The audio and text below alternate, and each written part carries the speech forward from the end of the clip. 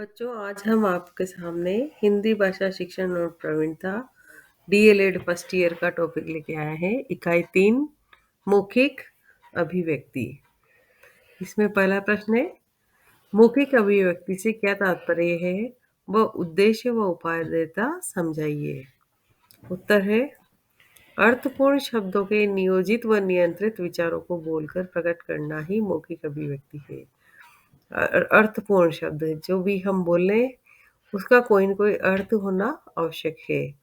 नियोजित हो मतलब सिस्टम से जमी हो, पूरी प्लानिंग के साथ हो, और नियंत्रित हो कि कितना बोलना है और किस प्रकार कैसे बोलना है, तो कौन कौन से शब्दों का चयन करना है बोलते वक्त। तो वो नियंत्रित तरीके से बोलना और अपने विचारों को प्रकट करना, किस प्रकार बोलकर प्रकट करना, उसको कहते हैं मौखिक अभिव्यक्ति। इसके उद्देश्य है, पहला उद्देश्य है, बालक शुद्ध और स्पष्ट, स्वाभाविक एवं प्रवाह युक्त वाणी से वार्तालाप और व्याख्या की क्षमता अर्जित कर सकेंगे। हमारा मौखिक अभिव्यक्ति से तात्पर्य यही रहता है कि बालक एक तो शुद्ध बोले, एक स्पष्ट बोले, जो ध्वनि हो उसकी वो साफ सुनाई दे, स्वाभाविक तरीके से बोले, बोलने में बनावटीपन या दिखावा नहीं हो, बिल्कुल स्वाभाविक हो, एवं प्रवाह युक्त वाणी से वार्तालाप व व्याख्या की क्षमता अर्जित कर सकेंगे। और क्या प्रवाह युक्त वाणी, यानी कि उनकी वाणी में ऐसा प्रवाह हो कि बात को ठीक से समझी जा सके, वो उससे वार्तालाप कर सकेंगे और उसकी व्याख्या क्षमता अर्जित कर सकेंगे। कौन? विद्यार्थी। दूसरा है, आरोह अवरोह और बल और अनु अनुपात के साथ मौखिक अभिव्यक्ति। कैसे? आरोह अवरोह यानी कि उसके उतार चढ़ाव, कहाँ पे कितनी लंबा खींचना है, कहाँ कितना छोटा बोलना है, स्वर कैसा होना चाहिए, कितना लंबा कितना छोटा स्वर होना चाहिए, किस चीज़ पे बल दे के बोलना है, आदि सब ये मौखिक अभिव्यक्ति के साथ वो बोल सकेंगे। तीसरा है, सहज भाव में बालक अपनी बात प्रस्तुत कर सकेगा। यदि बालक को बात करना आता है, मौखिक अभिव्यक्ति देता है, तो वह अपनी बात को सहज भाव से प्रकट कर सकता है, प्रस्तुत कर सकता है। कोई भी बात हो, यदि बालक को मौखिक अभिव्यक्ति ठीक है, उसे बोलना आता है, तो सहज तरीके से अपनी बात कह सकेगा। उसके बाद है, आत्मविश्वास व अवसरानुकूल भाषा शैली का प्रयोग कर सकेंगे। इसका एक उद्देश्य ये भी है कि बालक में जितना वो निपुण होगा मौखिक अभिव्यक्ति देने में, बातचीत करने में, उतना ही उसमें आत्मविश्वास होगा और अवसर के अनुकूल कौन सी भाषा बोली जाती है इसका वो प्रयोग कर सकेगा। जैसे होता है ना कि किसी के यहाँ बैठने गए हो, लेकिन बैठने का मतलब है किसी के गम के वातावरण, किसी का दुख भरा वातावरण हो किसी के घर पे, और हम वहाँ पे चले गए हों, तो हमें वहाँ अवसर के अनुकूल बोलना है कि यहाँ के आपके साथ बुरा हुआ, कैसी तबीयत थी, क्या हुआ, कि क्यों इतना हालत खराब हुई, या कैसे आपके नुकसान हो गया। इस तरीके से पूछने की जगह यदि वहाँ हम चुटकुले सुनाकर हंसने लग जाए तो वो गलत होगा। तो अवसर के अनुकूल बोलना है। जैसे विद्यार्थी और टीचर के बीच में रिश्ता होता है कि टीचर को अपने क्लास का माहौल बनाए रखने के लिए, पढ़ाई का माहौल बनाए रखने के लिए उनको किस तरह की भाषा शैली का प्रयोग करना चाहिए। तो सारी यहाँ पर मौखिक अभिव्यक्ति में क्या होगा कि आत्मविश्वास और अवसर के अनुकूल भाषा शैली का प्रयोग कर सकेंगे। अगला पॉइंट है, सामाजिक साहित्यिक विषयों पर आयोजित वार्तालापों पर उचित भाषा का प्रयोग कर सकेगा। यदि मौखिक अभिव्यक्ति बच्चा दे सकता है तो वो सामाजिक और साहित्यिक विषयों पे, है ना, समाज में भी अपने विचारों को प्रकट कर सकता है, और साहित्यिक विषयों पे यानी कि हमारे भाषा में कितनी साहित्य लिखे गए हैं, उन सब के, ये अपनी पढ़ाई अपनी ज्ञान के आधार पर वो उन पे जितने भी आयोजित वार्तालाप होते हैं उस समय भाषा का प्रयोग कर सकेगा और खुद अपने विचारों को या साहित्य से पढ़ी हुई बातों को सामने वाले को समझा सकेगा। अगला पॉइंट है इसमें, धन्यवाद, कृतज्ञता, संवेदना, बधाई आदि के लिए उपयुक्त भाषा का प्रयोग कर सकेगा। जब भी बालक कुछ बात बोलता है या किसी से, तो अपनी अपनी सज्जनता या अपनी भाषा की वाक् निपुणता के आधार पे वो सामने वाले को धन्यवाद दे सकेगा, उसकी कृतज्ञता या संवेदना या उसको सही अवसर पर जन्मदिन की बधाई या कहीं सिलेक्शन हो जाने पर बधाई या किसी शादी की बधाई या सरकारी नौकरी लगने की बधाई, संवेदना यानी कि किसी के साथ दुख हुआ या अच्छा कुछ भी हुआ हो, तो दुख हुआ हो तो हम बोलते हैं कि आप बहुत दुख हमें ये सुनकर बहुत दुख हुआ कि आपके साथ ऐसी दुर्घटना हो गई। कोई किसी ने बहुत अच्छा काम कर दिया उसको तो कृतज्ञता कह के आपको बहुत-बहुत धन्यवाद, आपने मेरा ये कार्य किया, मैं आपका सदा आभारी रहूँगा। इस तरह के शब्दों का वो प्रयोग कर सकेगा। उपादेयता उपादेयता में पहला पॉइंट है अधिगम की सरलता, दूसरा अनुकरण व अभ्यास की उपलब्धता, तीसरा कुशलता में सहायक, चौथा स्पष्टीकरण में सरलता, पांचवा वार्तालाप भाषण में कुशलता, रुचि में अभिवृद्धि, सजीवता व भाव प्रदर्शन, मानसिक व बौद्धिक विकास का साधन, एकाग्रता व सक्रियता। तो पहला पॉइंट है अधिगम की सरलता। यदि बालक बोलना सीखता है, मौखिक अभिव्यक्ति देना जानता है, तो वो कोई भी बात को बहुत आसानी से समझ सकता है और समझा भी सकता है। तो वो सीख भी लेगा और आसान तरीके से उसको सीख लेगा यदि उसका भाषा पे या अपने अभिव्यक्ति पे पूरा कमांड है। दूसरा है अनुकरण व अभ्यास की उपलब्धता। अनुकरण का माहौल उसे क्लास में मिलता है जब अध्यापक पढ़ाते हैं और बच्चों को अनुकरण करने के लिए देते हैं, तो वो कैसा उच्चारण कर रहे हैं बच्चे और कितना उन्होंने अभ्यास किया है उसके लिए कि वो भाषा को सही तरीके से बोल पा रहे हैं। ठीक है, तीसरा है कुशलता में सहायक। बालक को ऐसी अभिव्यक्ति करवाई जाए जिससे वो मौखिक अभिव्यक्ति उसकी अच्छी हो। उसके लिए भाषण प्रतियोगिता, वाद-विवाद प्रतियोगिता या और भी अन्य प्रतियोगिताएँ आयोजित की जा सकती है जिससे बालक में मौखिक अभिव्यक्ति की कुशलता में सहायक रहेगा। स्पष्टीकरण में सरलता। किसी बात को स्पष्ट करना हो तो मौखिक अभिव्यक्ति उसमें एक अच्छी भाषा का प्रयोग करते हुए मौखिक अभिव्यक्ति देना स्पष्टीकरण में सरलता आएगी, उसका स्पष्ट कर पाना है इसमें होगा। अगला है वार्तालाप भाषण में कुशलता। जिसकी मौखिक अभिव्यक्ति अच्छी हो वो आमने-सामने से बातचीत में भी अच्छा रहता है और भाषण में भी कुशलता रहती है, यानी कि किस तरह की भाषण, संभाषण या जो भी बिंदु हो, उस पे हम किस प्रकार के भाषण दे सकते हैं। तो मौखिक अभिव्यक्ति जिसकी अच्छी होगी वो वार्तालाप और भाषण में भी कुशल होगा। रुचि में अभिवृद्धि, उसकी कार्यकलापों में, रुचि में, उसके विचारों में, इनमें परिपक्वता आएगी और वो उसकी रुचि में वृद्धि होगी। सजीवता व भाव प्रदर्शन, तो सजीवता में क्या होगा कि अपने जो चित्रण है, किसी का भी चरित्र चित्रण करना हो या कोई बात समझानी हो तो उसमें सजीवता और उसमें भाव लाकर भी बोला जा सकता है। अपने चेहरे पर भाव आ जाते हैं बोलते वक़्त, दुःख है तो दुःख का, सुख है तो सुख का, संयोग, वियोग, श्रृंगार, सब तरह के भाव हम प्रदर्शित कर सकते हैं। उसके बाद है मानसिक बौद्धिक विकास का साधन। ये जो मौखिक अभिव्यक्ति होती है, ये इंसान की मानसिक और बौद्धिक अभि विकास के रूप में सामने आती है कि जितना इंसान तर्क-वितर्क करेगा, उतना ही उसकी अभिव्यक्ति और बढ़ेगी। एकाग्रता व सक्रियता, इससे क्या होता है कि बात कहने और सुनने वालों के बीच में एकाग्रता और सक्रियता रहती है। सुनने वाला भी यदि उसको सही तरीके से सुन रहा है, उस पे ध्यान दे रहा है तो वो सक्रिय रहेगा और यदि कहने वाला भी कोई अच्छी बात कह रहा है या उससे विषय से संबंधित बात कह रहा है तो सुनने वाले उसकी बात को ज़रूर सुनेंगे और सक्रिय बने रहेंगे। ठीक है, अगला प्रश्न है मौखिक अभिव्यक्ति के विभिन्न पहलू के बारे में बताइए। तो उत्तर है इसका 2 प्रमुख पहलू है सुनना और समझना। ठीक है? जैसे स्कूल की घंटी बजना अशाब्दिक मौखिक अभिव्यक्ति कहलाती है। स्कूल की जैसे घंटी बजती है तो कोई कहने थोड़ी आता है कि आप लोगों को बैग बैग बंद करके और घर की ओर जाना है या घंटी बजी है तो लंच का टाइम हुआ है या घंटी बजी है तो क्लास पीरियड लगा है या अगली क्लास लगेगी। इस तरह से बार-बार कोई कोई नहीं कहता, जैसे घंटी बजती है हम ये अशाब्दिक मौखिक अभिव्यक्ति के माध्यम से हम इसे समझ जाते हैं। पहला है इसमें अनुभव विस्तार। बालक को जितना अधिक अनुभव होगा वो उतना ही अधिक आत्मविश्वास के साथ आत्म-अभिव्यक्ति देगा।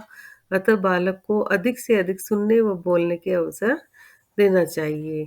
बालक को जितना अधिक अनुभव होगा, जितना अधिक बच्चा बालक बोलने में अच्छा निपुण होगा, अच्छा होगा, उतना ही अधिक आत्मविश्वास के साथ अभिव्यक्ति देगा।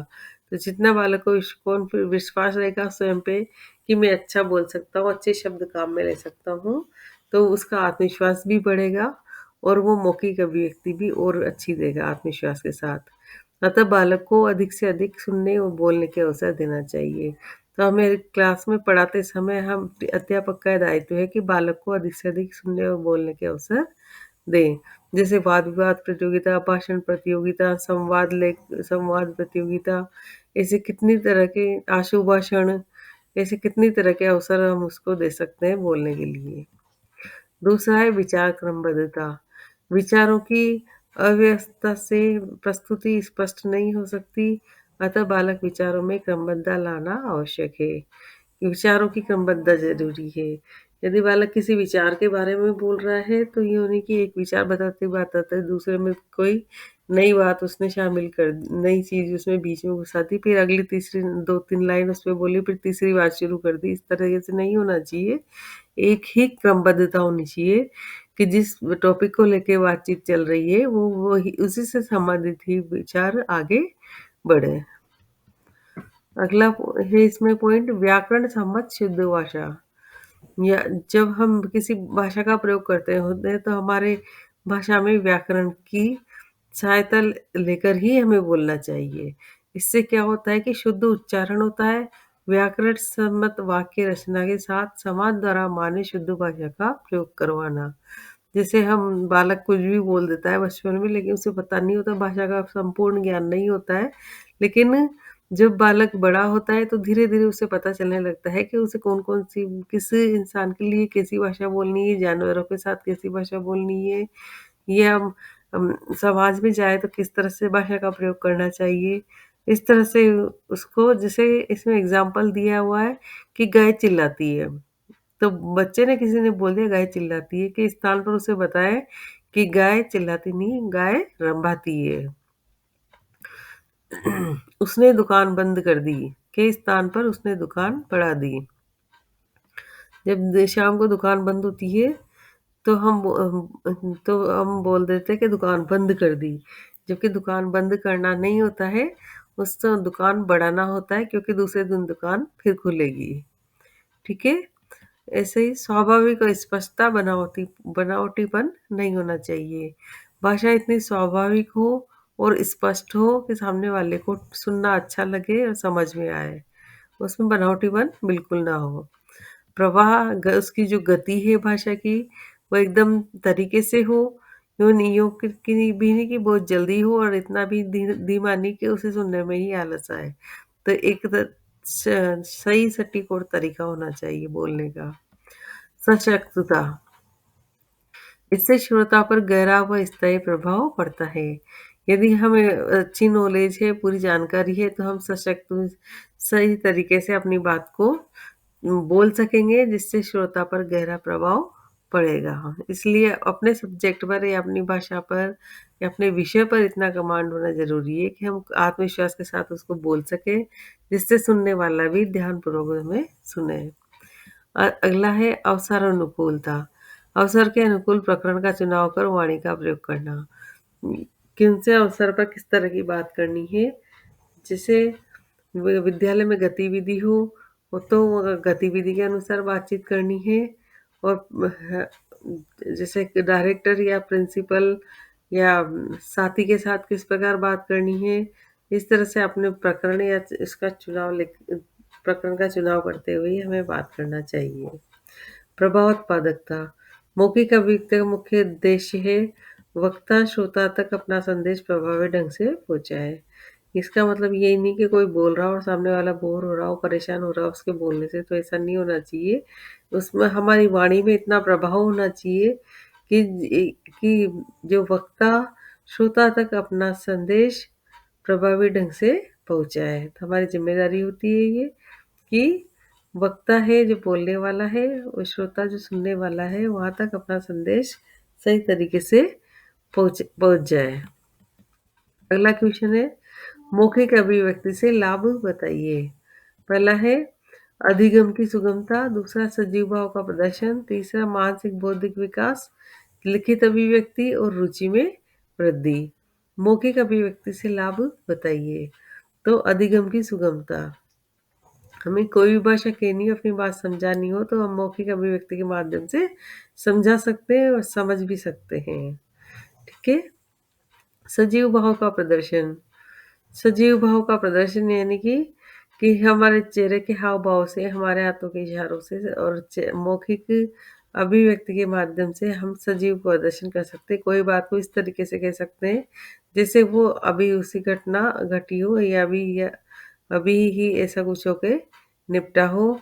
जो कोई भी घटना बताई जाती है आजकल तो जैसे रिकॉर्डिंग भी हो जाती है और वीडियो भी बन जाते हैं, लेकिन उस सजीव भाव का प्रदर्शन करना हो तो हमें क्या करना चाहिए उसका, कि हम वहाँ पर गए, उसकी बर्थडे पार्टी इतनी अच्छी थी, उसने जन्मदिन बहुत खुशियों के साथ मनाया, सारे परिवार के लोग मौजूद थे। इस तरह से सुनाने वाले के ऊपर निर्भर करता है कि वो कितना अच्छे तरीके से अपने भावों का प्रदर्शन करें। तीसरा है मानसिक बौद्धिक विकास। मौखिक अभिव्यक्ति से मानसिक और बौद्धिक विकास की बहुत ज़्यादा मात्रा में संभावनाएं रहती है, क्योंकि जो व्यक्ति अपनी बात कह देता है और सुन लेता है तो उसको इतना ज्ञान हो जाता है कि वो किसी भी विषय पे आराम से बातचीत कर सकता है और उसकी बौद्धिक और मानसिक विकास होता है। लिखित अभिव्यक्ति के माध्यम से क्या होता है कि जैसे बच्चों को कुछ लिखने के लिए दिया जाए और फिर वो उसको लिखने के बाद उसको बोल सके, कि जो उन्होंने लिखा है उसको वो बोल के सुनाए, या जो बोल लिख लिया उसको अब प्रेजेंटेशन दे मौखिक अभिव्यक्ति के माध्यम से, या उन्होंने क्या लिखा है। ठीक है। रुचि में वृद्धि, जो मौखिक अभिव्यक्ति है वो रुचि में वृद्धि करती है, क्योंकि जब बालक में किसी प्रकार की किसी चीज़ें पढ़ाई में रुचि होगी तो वो क्या करेगा, तरह तरह के साहित्य ला के पढ़ेगा और उनसे फिर डिस्कशन करेगा, आपस में एक दूसरे को सुनाएगा। तो इससे उसकी रुचि में भी वृद्धि होगी और उसको नए नए विचारों को पारस्परिक लेन देन भी होगा। अगला प्रश्न है मौखिक अभिव्यक्ति का मूल्यांकन या आकलन कैसे करें। भाषा में मौखिक अभिव्यक्ति के मूल्यांकन हेतु विभिन्न उपकरणों का प्रयोग किया जा सकता है, जैसे मौखिक कार्य और लिखित कार्य आदि। मौखिक कार्य मौखिक में है, इसके माध्यम से अभिव्यक्ति क्षमता विषय की समझ का मूल्यांकन करते हैं। क्या करते हैं इसमें मौखिक अभिव्यक्ति के माध्यम से अभिव्यक्ति क्षमता विषय की समझ का मूल्यांकन करते हैं। मतलब उसकी अभिव्यक्ति क्षमता, उसको सामने वाले को अपनी बात कहने की कितनी अच्छी तरीके से शैली है या क्षमता है या कोई ऐसा प्रकार है। विषय की समझ का मूल्यांकन करते हैं, उसने किस प्रकार से एक बात को समझा है और किस प्रकार से समझाया है ना? इसका मूल्यांकन हम इसमें कर सकते हैं। पाठ्य पुस्तक, कोई प्रश्न देखकर उसमें से लिंग, वचन, विशेषण, मुहावरे आदि के प्रश्न पूछना। जैसे पाठ्य पुस्तक अध्यापक पढ़ाते हैं तो क्या होता है कि बीच-बीच में वो उनसे पूछे कि ये शब्द आया है, इसका लिंग कौन-सा है? या ये शब्द, ये पूरा वाक्य है, इसमें कौन-सा वचन प्रयोग हुआ है? इस शब्द में विशेषण क्या है? कौन से उसमें अधजल गगरी छलकत जाए, 2 दिन चले अढ़ाई कोस, ऐसे कई मुहावरे होते हैं जिनका भी बीच-बीच में आते हैं, तो उनको हम उन्हें स्पष्ट करते हुए, उनसे प्रश्न पूछते हुए आगे बढ़ सकते हैं। या राधा काली है, राधा सुंदर गाती है, या उसका लेग की बनावट बहुत अच्छी है, तो यह क्या है, उसकी विशेषताओं की जा रही है कि उसमें किस सुंदर गाती है या वो अच्छा लिखती है, तो इस तरह से उसकी विशेषताएं बताई जाती है। तो और उसमें कौन-सा वचन है, कौन-सा विशेषण है और किस तरह के मुहावरे उसमें प्रयोग किया गया है। इस प्रकार से प्रश्न पूछ सकते हैं। अगला है चित्रावली। चित्र देखकर उसका रंग, आकार, कार्य आदि के बारे में प्रश्न पूछना। चित्र दिखा बच्चों को चित्र दिखाने के उसके बाद क्या होगा, उसका रंग, आकार और कार्य आदि के बारे में प्रश्न पूछा जा सकता है। वर्ण सामग्री, शब्दों, वर्णों, मात्राओं का कार्ड समूह के सामने रखकर उससे प्रश्न पूछना। इसमें क्या होता है, वर्ण सामग्री में शब्द लिखा हुआ होता है एक कार्ड पे, या कुछ वर्ण जैसे अ, आ, ई, उ, क, ख, ग, घ, कुछ भी ऐसा शब्द लिखा हो। मात्राओं का कार्ड, हर एक मात्राओं को एक ही मात्रा, एक ही मात्रा, उ की मात्रा, ओ की मात्रा, औ की मात्रा, री की मात्रा, जो भी हम सारे इसमें कार्ड में सब होता है कि ऐसे क्या करते हैं, ऐसे मात्राओं, शब्दों, वर्णों और मात्राओं का कार्ड समूह के सामने रखकर, है ना, बच्चों के सामने रख दिया जाता है। फिर उनसे पूछे कि इसमें से बताओ ई की मात्रा वाले शब्द कौन से हैं, या उ की मात्रा वाले शब्द कौन से हैं। बताओ क वर्ण, क का लिखा हुआ है, अ का लिखा हुआ है, कौन से अक्षर अ है जिसमें अ लिखा हुआ है, कौन से कार्ड में। इस तरीके से हम उनसे पूछ सकते हैं। अगला है प्रश्न। अध्यापक प्रश्न करके मौखिक उत्तर प्राप्त कर सकता है। अध्याप प्रश्न स्थल छोटे-छोटे व कक्षा के अनुसार होने चाहिए। अध्यापक प्रश्न करके, अध्यापक पढ़ाते-पढ़ाते बीच में से प्रश्न भी कर सकता है बच्चों से, जिससे ये भी ध्यान रहता है कि हमने कहाँ तक पढ़ाया और बच्चे ध्यान से सुन पा रहे हैं या नहीं। तो बच्चों से मौखिक उत्तर प्राप्त कर सकता है। प्रश्न ऐसा हो जो कक्षा स्तर के अनुरूप हो। यूँ की छोटी कक्षा में बड़ा-सा प्रश्न पूछ लिया जाए, तो बच्चे जवाब नहीं दे पाएँगे। तो उनकी उम्र और उनकी समझ और उनकी कक्षा के अकॉर्डिंग उनसे प्रश्न करना चाहिए।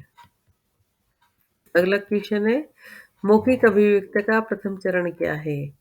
तो मौखिक अभिव्यक्ति में जो प्रथम चरण है, वो है घर की बोलचाल की भाषा, क्योंकि बालक सबसे पहले अपने घर में से ही बोलना सीखता है। अगला क्वेश्चन है, मौखिक अभिव्यक्ति के रूप कौन-कौन से हैं? कौन-कौन से हैं? वार्तालाप, वाद-विवाद, भाषण, प्रवचन, चर्चा, संवाद, कविता पाठ, घटना वर्णन आदि। कौन-कौन से हैं रूप? एक तो वार्तालाप, यानी कि 2-3 जने, 4 जने आपस में बातचीत कर रहे हैं। एक वाद-विवाद प्रतियोगिता करवा के भी हम मौखिक अभिव्यक्ति करवा सकते हैं कि एक बिंदु दे दिया जाए, जैसे बालिका शिक्षा अनिवार्य है या नहीं। तो एक जना इसके पक्ष में बोलेगा, एक विपक्ष में बोलेगा, तो वो वाद-विवाद होगा, और जब वो बालक सामने बोलेगा तो वो मौखिक अभिव्यक्ति कहलाएगी। भाषण के माध्यम से भी कर सकते हैं, और प्रवचन देकर भी कर सकता है। आपस में ग्रुप में चर्चा करवा कर भी ऐसे करवा कोई टॉपिक दे दिया जाए और ग्रुप में उसकी चर्चा करवाई जाए।